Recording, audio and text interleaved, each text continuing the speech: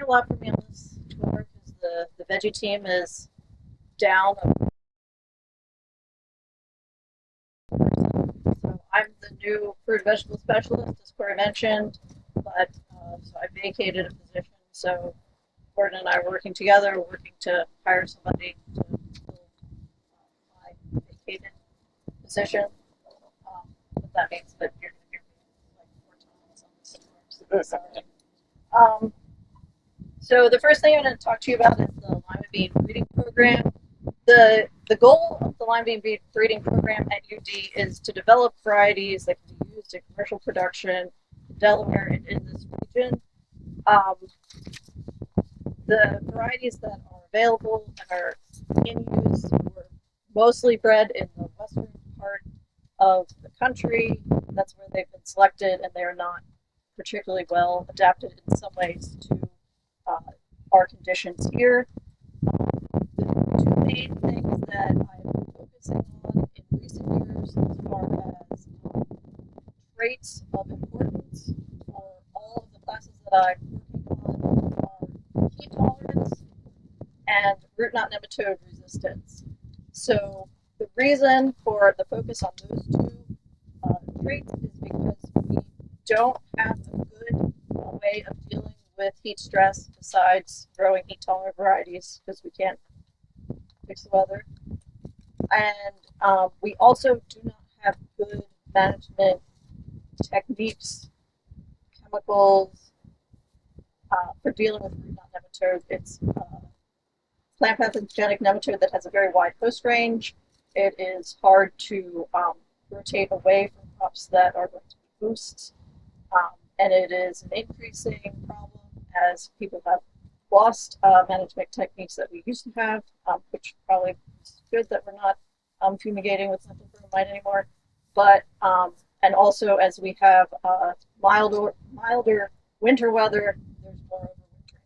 So I'll talk a little bit about the root knot front first. We screen in the field and in the greenhouse to select resistant varieties. We don't screen in this field. We have a special field that we inoculate across the back corner, far away from everything else. And so we have used that field both to look at yield response in varieties that are resistant versus susceptible, and also as a place to screen varieties that are in development. So varieties that are closer to when I made the cross that might still have some diversity in the offspring, and I'm trying to select the ones that have root knot resistance, and then also things that are later where we're not just looking at the galling the root knot causes, but also taking the roots out of the field at the end of the season and extracting the eggs from the roots so that we know how well the root knot nematodes can reproduce on that particular variety.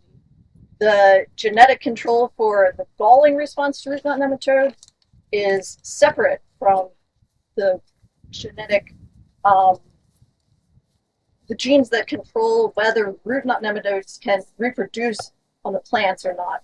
So the galling is not always an indication of whether the nematodes are making more nematodes. So we can have plants that don't have any galling, but they're still making lots more nematodes for the next generation. So I want Lima bean varieties that don't have the galling, so the roots are not deformed by the nematode feeding, and also the nematodes are not making more nematodes for next year. So we do have some green baby limas that we have tested in yield trials in both inoculated and uninoculated situations that do have good resistance to nematode and acceptable commercial yield and quality. And there's a new line that has even better yield, as good this year as it did last year. On the baby limas, some of those root knot resistant varieties, and also some other green baby limas from the breeding program are being tested in California and Wisconsin with collaborators, and we did a trial seed increase in Colorado last year that was successful. And so, working with one of the seed companies that does not currently sell lima beans, but does sell other vegetable seed into this region to our processing vegetable growers who's interested in getting into lima beans, and it is possible, hopefully, that we will have some UD green baby lima varieties available either in 2024 or 2025 for trial production in this area. I'm going to talk a little bit about the Ford Hooks. So the Ford Hooks are a larger seeded variety. They make plump seeds. The varieties that we grow in this area for the Ford Hooks are bush type. They are very heat sensitive. The commonly grown variety is called Ford Hook 242. And last year, the past several years, I've had some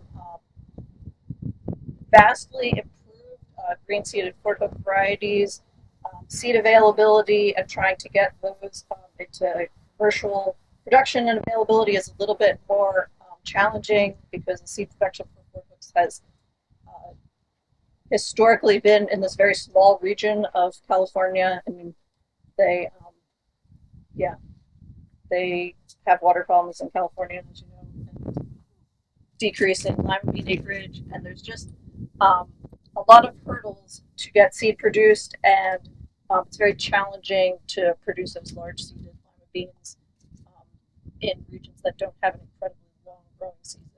So the baby limas, a lot of that seed is now being produced in Idaho, Washington, and the Ford Hooks generally are too long a season crop to produce seed in those areas. We are looking at some other traits besides the two that I mentioned, heat tolerance and root knot nematode resistance. In the last year, we screened a diverse panel of 255 lines for white mold resistance.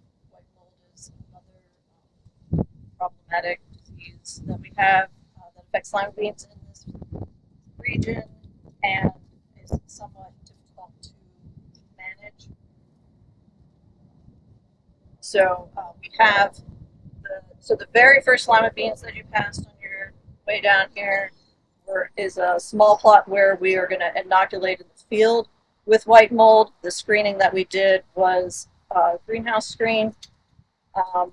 Then the next thing that you passed is the breeding lines. So those are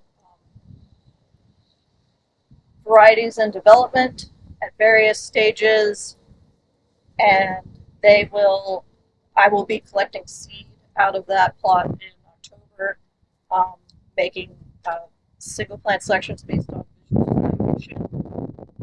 And then the two plots behind me are the variety trials for the baby limas.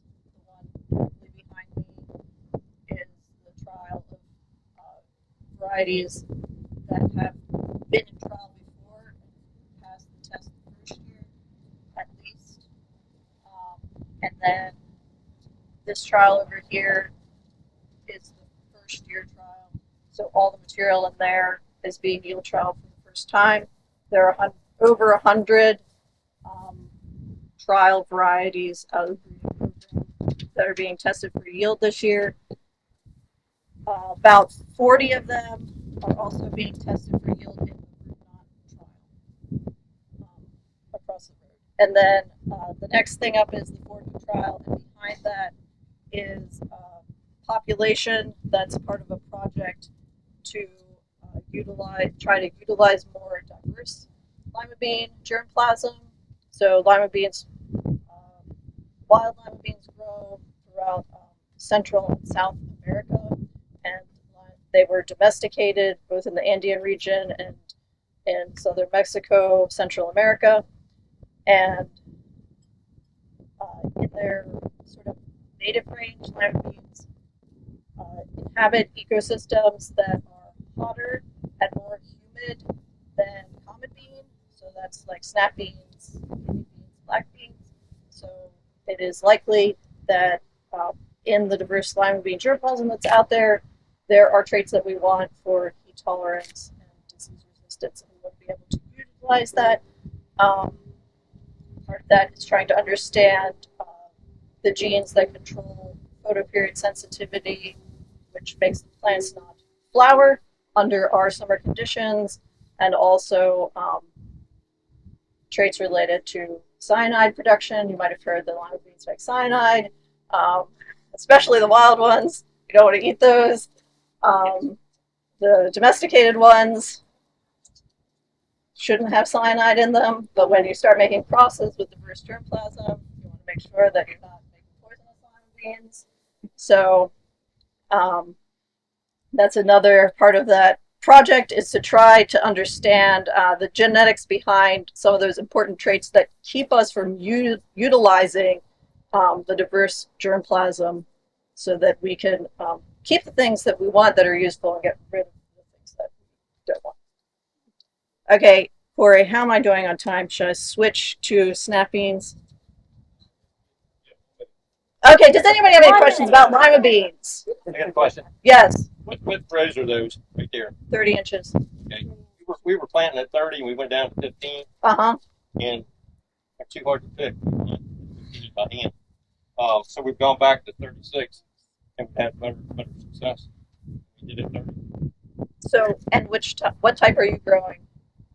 Mostly Henderson. Uh-huh. Not marbles. Uh-huh. Yeah, so I also have a pole bean breeding program. You probably saw them up there. And I am testing a trial pole bean variety with some growers this year. But if you want to hear about pole beans, you should come back next Thursday to the fresh market vegetable tour.